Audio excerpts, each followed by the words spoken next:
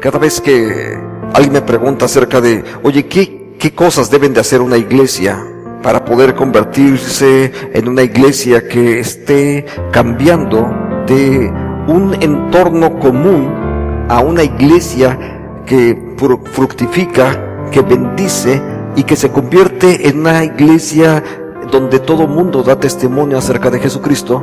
Le puedo decir lo siguiente: los cambios no están en la parte estructural, los cambios no están en las cosas que hacemos.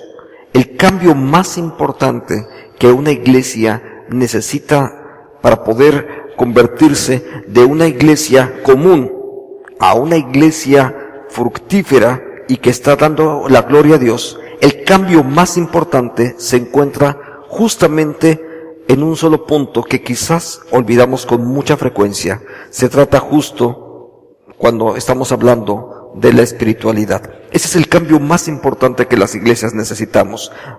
Le digo por qué.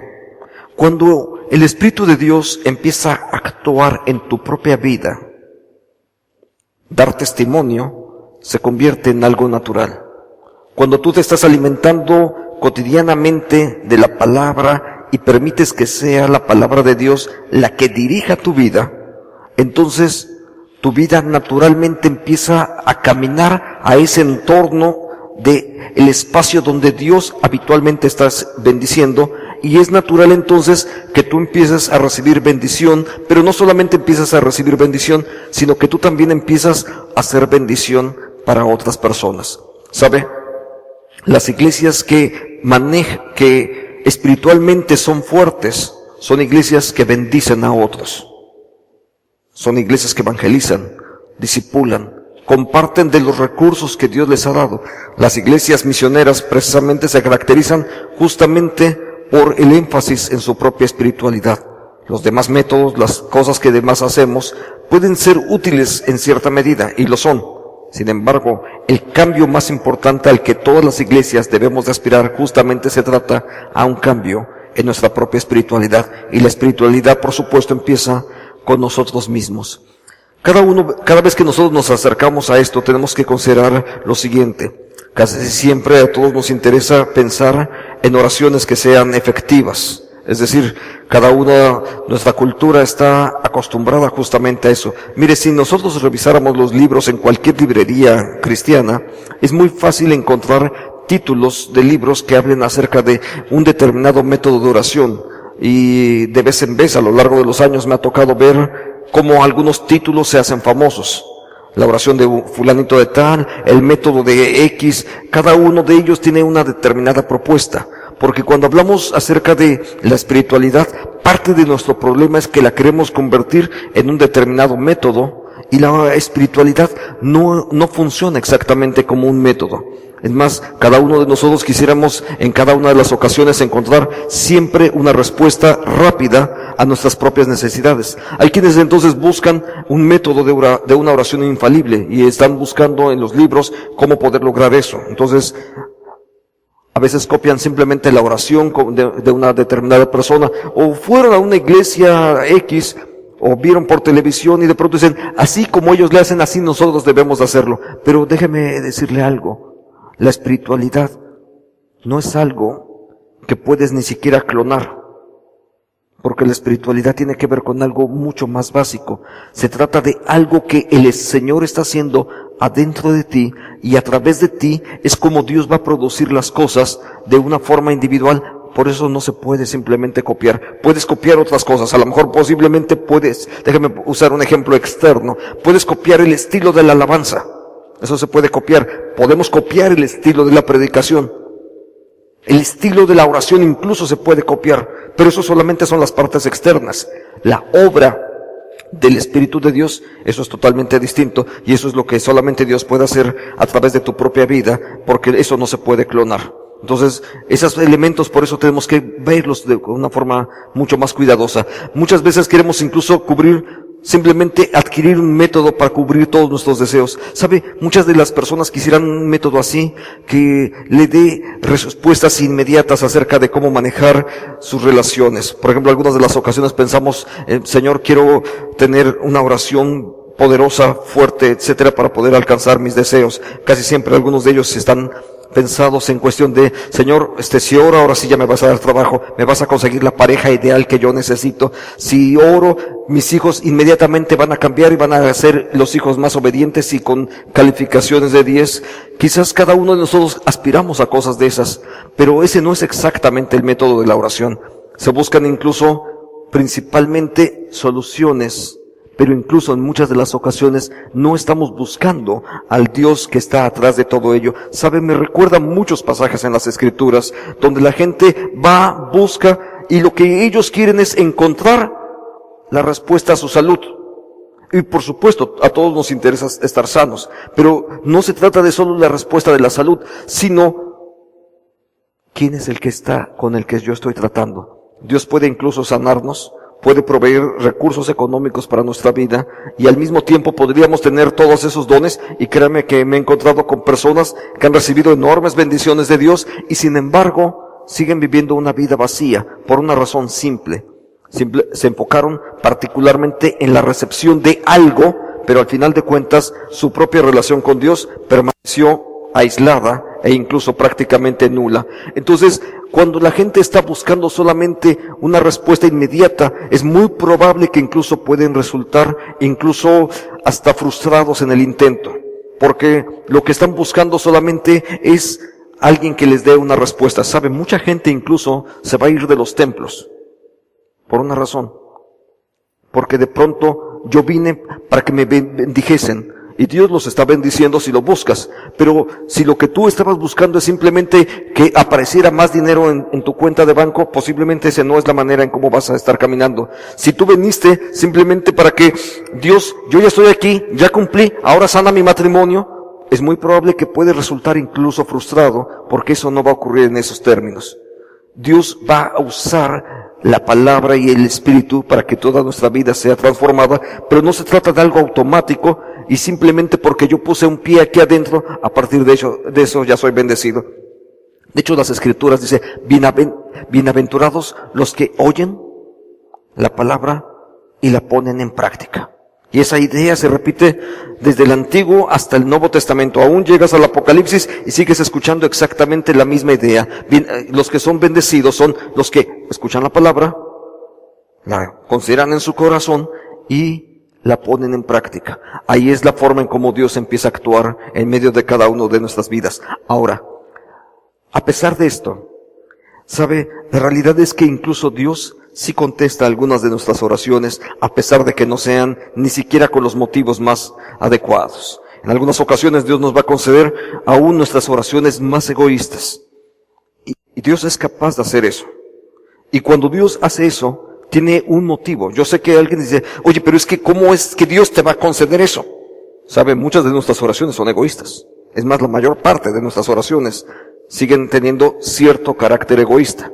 La mayor parte de nuestras oraciones. Entonces, y eso ocurre porque nuestra naturaleza misma tiene que ver justamente con que somos eso, somos egoístas, aunque no nos gusta reconocerlo. Pero eso es parte de la naturaleza humana. Entonces, aun cuando de pronto pedimos solamente para la parte que a nosotros nos interesa, aún en esas ocasiones Dios es capaz de bendecirnos. Y Dios tiene una razón de por qué nos bendice aún en ello. Justamente es para que más adelante entonces Dios nos pueda dirigir ahora otra vez al terreno de su voluntad. Y ese elemento va a ser importante. Dios nos bendice y nos va a bendecir para después colocarnos incluso en el terreno de su voluntad. Esa es la parte más fabulosa de todo esto, porque aun cuando lleguemos a equivocar, Dios es capaz también de corregir nuestra forma de actuar y de cómo vivimos. Ahora, para poder ver esto de una forma más gráfica, voy a usar una historia que se encuentra en el primer libro de Samuel. En el primer libro de Samuel es una historia bien interesante y que nos puede servir de modelo para poder ver cómo es que Dios actúa. El primer libro de Samuel tiene una historia que es fundamental al inicio de su historia. Se trata justamente de el momento de transición donde Samuel era el profeta, sacerdote, y las decisiones se tomaban a través de él, pero como a la gente no le gusta mucho eso, entonces llega un momento en el que finalmente quieren un cambio y quieren ser como otras personas. Pero vayamos al texto para que podamos ubicar cuál es la razón por la que estamos hablando acerca de esto. Capítulo 8, primer libro de Samuel.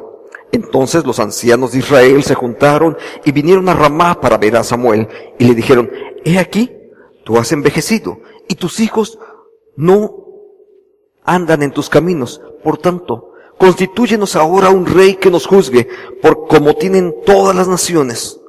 Pero no agradó a Samuel esta palabra que dijeron: danos un rey que nos juzgue a Samuel. Y Samuel oró a Jehová. ¿Sabe? La respuesta de Dios a la oración de Samuel fue: darles el rey que ellos te están pidiendo. Quiero que consideremos este texto, porque si uno revisa más o menos la petición que están haciendo estos ancianos, estoy hablando de esos ancianos de Israel, por supuesto, quiero que observen esto. Ellos quieren soluciones. Están pasando por un momento difícil. Hay algunos elementos que están ocurriendo en ese momento y que ellos mismos los están argumentando. El profeta ya es anciano. Había iniciado desde muy joven el ministerio, desde que su madre lo llevó al templo y lo dejó ahí, y él empezó a instruirse, se hizo grande, se hizo viejo, etcétera. Y entonces ellos están preocupados en algo que es importante para todo el pueblo de Israel, no solamente de modo personal, si puedo decirlo así. Están preocupados por el bien común. ¿Y qué ocurre? Se dan cuenta que ya es un hombre grande.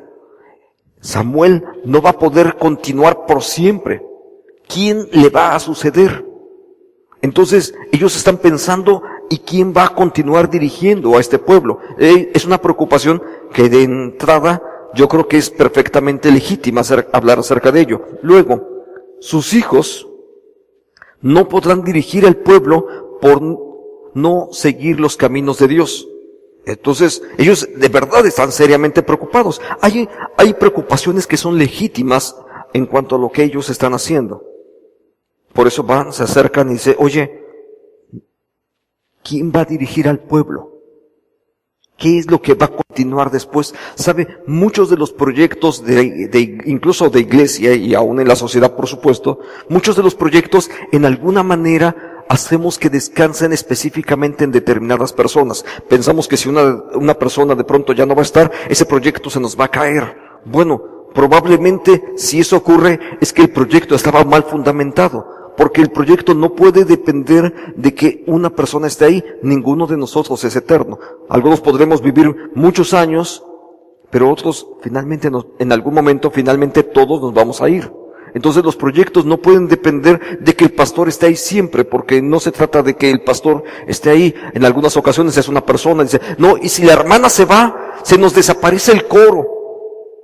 Bueno, es que los ministerios, si fueron puestos por Dios, Dios también va a levantar a los hombres y las mujeres que sean necesarios para poder llevar adelante su obra, porque finalmente es la obra de Dios y no es la obra de ninguno de nosotros. De hecho, cuando vemos que un ministerio, porque yo ya no estoy, ya se cayó el ministerio, ¿sabe? Entonces estaba mal fundamentado, porque estaba basado en mi persona. Y entonces, si está basado en mi persona, la verdad es que estaba mal fundamentado. Dependía de mí, y ese no era el proyecto. Todos debemos de aprender a confiar y depender específicamente de lo que Dios hace y no de las personas. Ahora, estas dos apreciaciones de verdad parecen legítimas, pero hay un área que no es correcta. La parte que no es correcta está justamente en el mismo texto, una línea un poquito más adelante, cuando ellos argumentan: quieren un rey que nos juzgue, así dice el texto, que nos juzgue como todas las naciones. Esa parte es lo que no es correcto. Las necesidades son reales. Y la búsqueda de quién va a continuar, por supuesto, eso es real. Pero la respuesta que ellos quieren, ese tipo de respuesta, no es correcta. Y no es correcta por un par de cosas. Hay algunas cosas que el pueblo puede olvidar cuando esto llega a ocurrir. Dios no había llamado a Israel para que fuesen un pueblo como cualquier otro. Permítame leer con ustedes este texto, porque lo dice de una forma muy clara. porque tú eres pueblo santo para Jehová tu Dios. Jehová tu Dios te ha escogido para hacerle un pueblo especial, más que todos los pueblos que están sobre la tierra. Dios nos llamó para ser un pueblo especial, no para que seamos como los otros. Entonces, ¿dónde están las cosas que olvidó esos ancianos? Se les olvidaron algunas cosas. La misión y la obra no depende del profeta, dependen de Dios, y nosotros debemos de depender de Dios. 2. Dios nos llama para ser un pueblo especial. No somos llamados para ser como los otros. Es más, una de las más grandes tragedias en las iglesias ocurre cuando queremos ser igual que todos los demás.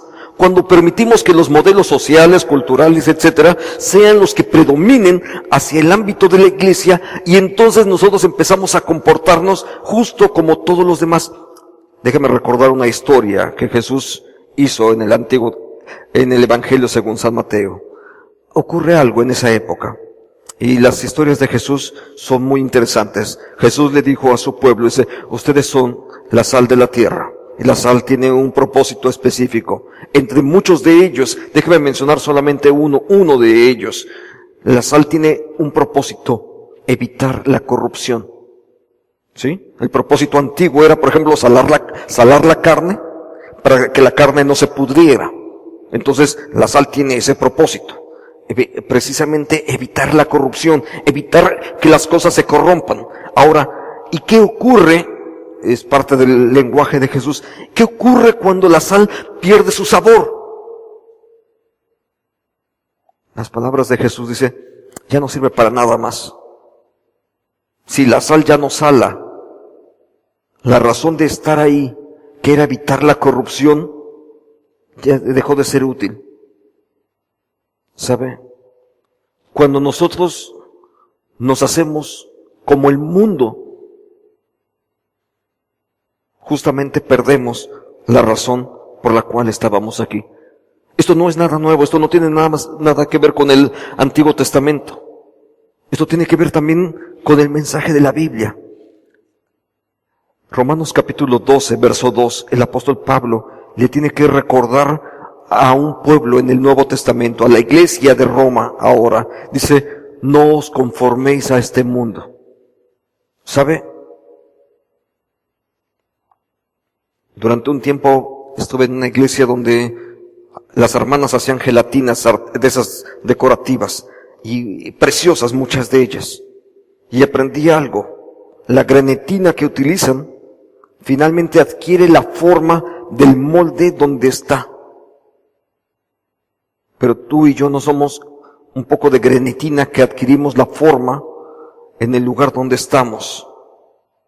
Fuimos puestos ahí para ser sal y luz de este mundo. Fuimos puestos en este mundo para transformar al mundo, no para hacernos como el mundo. Si alguna razón tenemos de estar en este mundo, justamente es esa, para que este mundo sea transformado ahora por la palabra de Dios. Ahora, cuando esto ocurre, justamente tengo que regresar a nuestro texto base en el primer libro de Samuel. Estábamos en el capítulo 8, nuestro texto base está en el capítulo 12. Tuve que irme un poco atrás para poder ubicar la unidad temática de cómo viene justamente estas ideas, pero tengo que pasar al capítulo 12, y en el capítulo 12 empieza a hablarse justamente acerca de un tiempo de arrepentimiento. ¿Qué ocurre?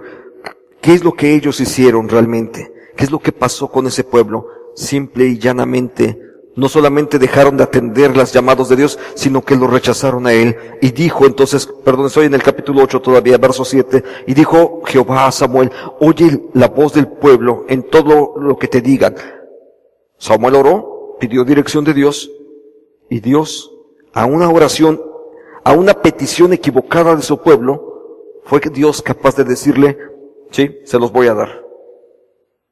Porque Dios es capaz de concedernos incluso nuestras peticiones, aun cuando son equivocadas. Pero cuando Dios nos concede una petición equivocada, y ojo, ahí hay que ver que no estamos pidiendo lo que es incorrecto, pero Dios lo va a hacer, y eso generalmente tiene que ver con momentos difíciles que después tendremos que corregir y experimentar cambios. Pero Dios incluso es capaz de hacerlo. Entonces, vea la frase, dice, porque no te han desechado a ti, sino que me han desechado, para que no reine Dios sobre su propio pueblo. Y eso parecería ridículo, pero eso ocurre. La verdad es que más de una ocasión es fácil incluso hacer a Dios a un ladito y entonces continuar con nuestro propio proyecto. Y eso es lo que precisamente ocurrió con el pueblo de Israel. Hicieron a Dios a un ladito, lo pusieron a un lado. Señor, danos tu bendición, y ellos continuaron con las cosas que cada uno de ellos querían. Y eso poco a poco va a continuar ocurriendo. Llega un momento, capítulo 12, un espacio de arrepentimiento donde ellos tienen que ubicar nuevamente qué es lo que habría de ocurrir. ¿Por qué? Porque Samuel desde el capítulo 8 les dijo cuáles eran las consecuencias acerca de eso. Ustedes quieren un rey y Dios les va a conceder un rey. Pero deben de saber que ese rey va a haber algo en cuanto a las consecuencias, porque cuando tú rechazas a Dios, las consecuencias finalmente, más tarde o más temprano se van a presentar. Tú rechazas a Dios y al final de cuentas va a ocurrir algo que posiblemente no es lo que quisieses. Rechazar el consejo de Dios tiene consecuencias negativas. En el caso del antiguo Israel, el rey se enseñoreó sobre su pueblo. Puso a la gente a trabajar y el que iba enriqueciéndose justamente era el rey. Y los que iban cada vez menguando justamente eran todos aquellos siervos de Dios que habían estado pidiendo un rey, pero las consecuencias finalmente se hicieron presentes. Y esto sigue ocurriendo. Cuando pedimos algo que es contrario a la voluntad de Dios, Dios nos puede bendecir y nos puede dar lo que nosotros pedimos. Pero también cuando nosotros pedimos lo que no es correcto, al final de cuentas, nada más es cuestión de tiempo para que empecemos a observar los problemas que tienen que ver con lo que acabamos de pedir. En ese entorno, reconocer nuestra falta es la que ha de llevarnos a buscar la reconciliación para con Dios. Y eso es lo que ocurre justamente cuando el pueblo viene y se reconcilia para con el Señor. Cuando se reconcilia con el Señor, entonces podemos ver estas palabras. Entonces dijo todo el pueblo a Samuel: ruega por tus siervos a Jehová tu Dios, para que no muramos, porque a todos nuestros pecados hemos añadido este mal de pedir rey para nosotros. Por supuesto, encuentran con claridad cuál es el problema. Encuentran dónde está su problema. Su problema es que habían rechazado a Dios para poder ser como todos los demás pueblos. Querían ser como los otros y no querían continuar en el derrotero que Dios había marcado. Dios había marcado para que fuesen un pueblo especial, pero ellos quisieron permanecer siendo como los otros. Y eso al final de cuentas tuvo consecuencias. Pasaron los años, se dieron cuenta de los problemas y entonces vienen y piden perdón.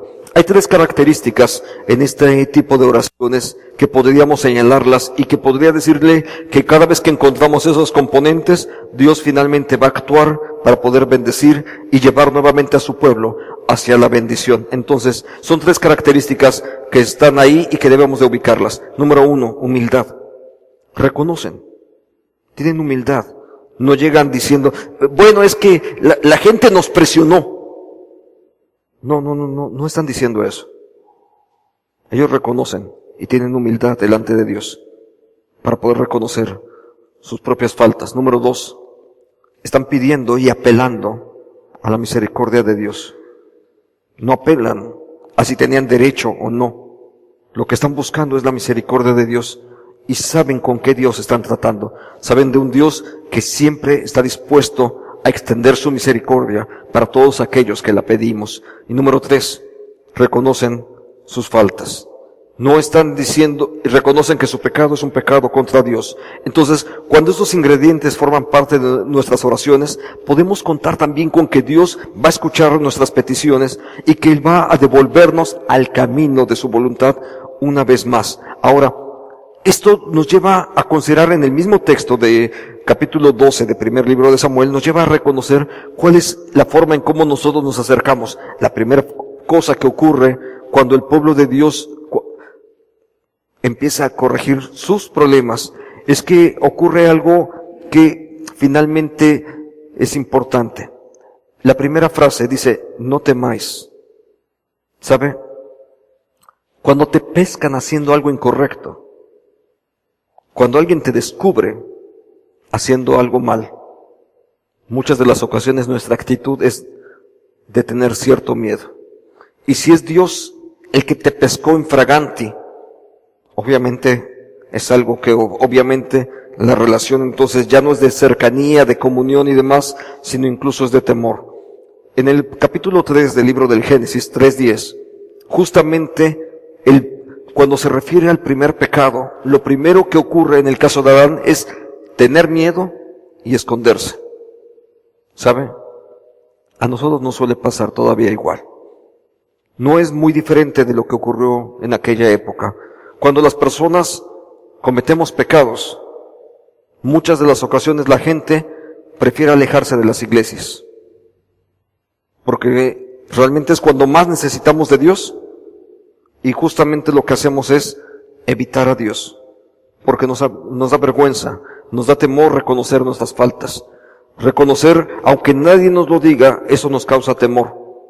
Y eso entonces lo que hacemos es justamente huir, separarnos. Hay gente que comete un pecado y finalmente nunca más vuelve a poner un pie en el templo. Quizás se cambie de iglesia, pero prefieren no regresar. Y ese es un problema, porque finalmente, ¿de qué manera van a ser restaurados si ellos están alejándose de la presencia de Dios? Entonces, algo de lo que Dios hace, justamente, de lo que nosotros hacemos es de que nosotros nos acercamos con temor, pero no es así como debemos de actuar cada uno de nosotros, sino reconocer que en la confesión es donde se encuentra el camino para nuestra propia liberación. Puede ser bochornoso eso, pero el pueblo de Israel justamente pudo hacer eso. En el momento en que tuvo un problema, lo que hizo fue confesar delante de Dios y decirle: Señor, he pecado. Hay muchas frases que están a lo largo de todas las Escrituras. Déjeme recordar solamente una de ellas. En la historia del hijo pródigo, aquel hombre dice: he pecado contra el cielo y contra ti.